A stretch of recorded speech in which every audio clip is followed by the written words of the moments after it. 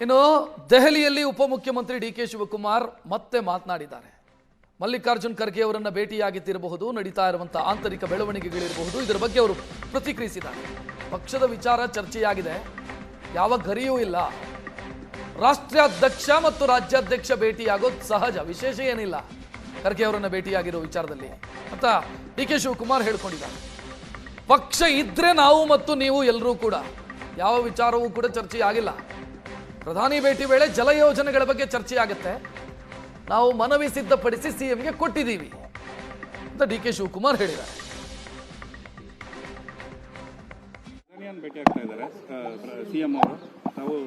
ನನಗೂ ಹೇಳಿದ್ದಾರೆ, ಬಟ್ ನನಗೊಂದು ಫ್ಯಾಮಿಲಿ ಕಮಿಟ್ಮೆಂಟ್ ಇದೆ, ನಾನು ನೋಡ್ತೀನಿ ಮನೇಲಿ ಮಾತಾಡ್ಬಿಟ್ಟು. ಯಾಕಂದ್ರೆ ರಾಜ್ಯದ ಜಲ ಯೋಜನೆಗಳಲ್ಲಿ ಸಿಎಂ ಎಲ್ಲ ನಾವೆಲ್ಲ ರೆಡಿ ಮಾಡಿ ಕೊಟ್ಟಿದ್ದೀವಿ ಎಲ್ಲ.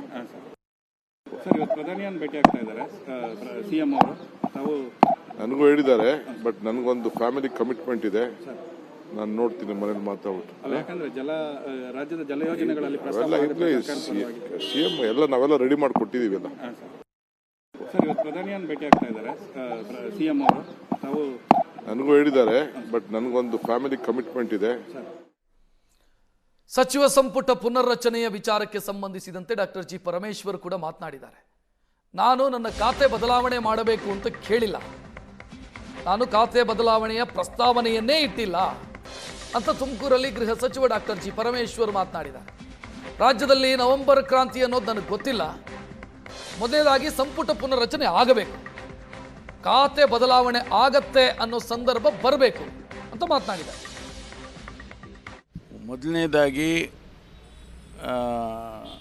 ಸಂಪುಟ ಪುನರ್ರಚನೆ ಆಗಬೇಕು, ಹೌದಾ?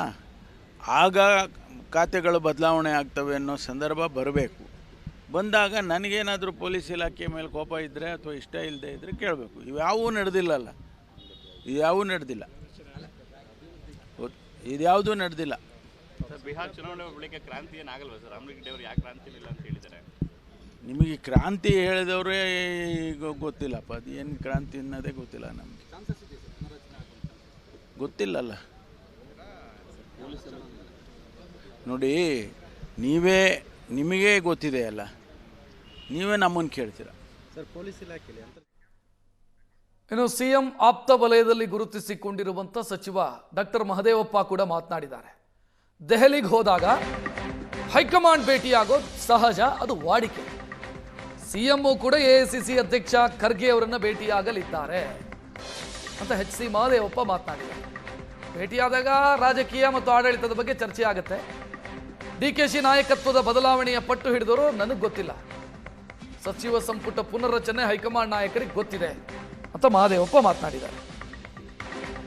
ಕೂಡ ಡೆಲ್ಲಿಲಿ ಇದ್ದಾರೆ, ಕ್ಯಾಬಿನೆಟ್ ಪುನರ್ರಚನೆ ಬೇಡ, ನಾಯಕತ್ವ ಬದಲಾವಣೆ ವಿಚಾರಕ್ಕೆ ಅವ್ರು ಪಟ್ಟು ಹಿಡಿದು ಕೂತಿದ್ದಾರೆ. ಇದು ಯಾವುದೂ ನನಗೆ ಗೊತ್ತಿಲ್ಲ.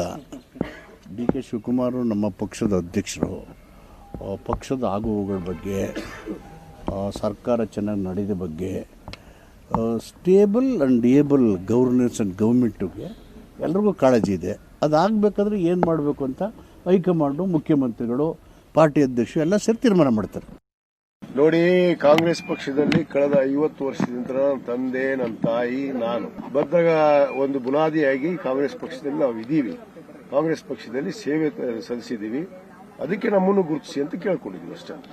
ವಿಶ್ವಾಸ ಇದೆ ಸರ್? ವಿಶ್ವಾಸ ಖಂಡಿತವಾಗಿ ಇದೆ. ಯಾರ ಜೊತೆ ಚರ್ಚೆ ಮಾಡಿದೆ ಸರ್?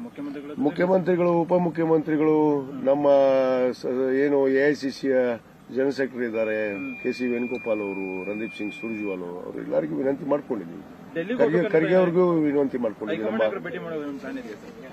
ನಮ್ಮ ನಾಯಕರು ಇಲ್ಲೇ ಇದಾರಲ್ಲ, ದೇವ್ರು ಇಲ್ಲೇ ಇದ್ದಾಗ ಅದೇನೋ ಅಂತಾರಲ್ಲ, ಬೇರೆ ಊರಿಗೆ ಹೋಗಿ ದೇವ್ರು ಹುಡುಕಿದ್ರಂತೆ. ದೇವ್ರು ಇಲ್ಲೇ ಇದ್ದಾರೆ, ನಮ್ಮ ಸಿದ್ದರಾಮಯ್ಯ ಅವರೇ ದೇವರು, ಡಿ ಕೆ ಶಿವಕುಮಾರ್ ಅವರೇ ದೇವರು, ಮತ್ತೆ ಯಾರು?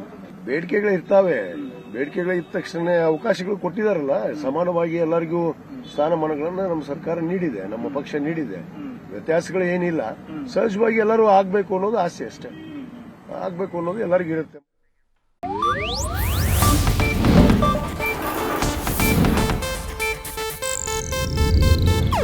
ಇದು ಏಷ್ಯಾನೆಟ್ ನ್ಯೂಸ್ ನೆಟ್ವರ್ಕ್ ಪ್ರಸ್ತುತಿ.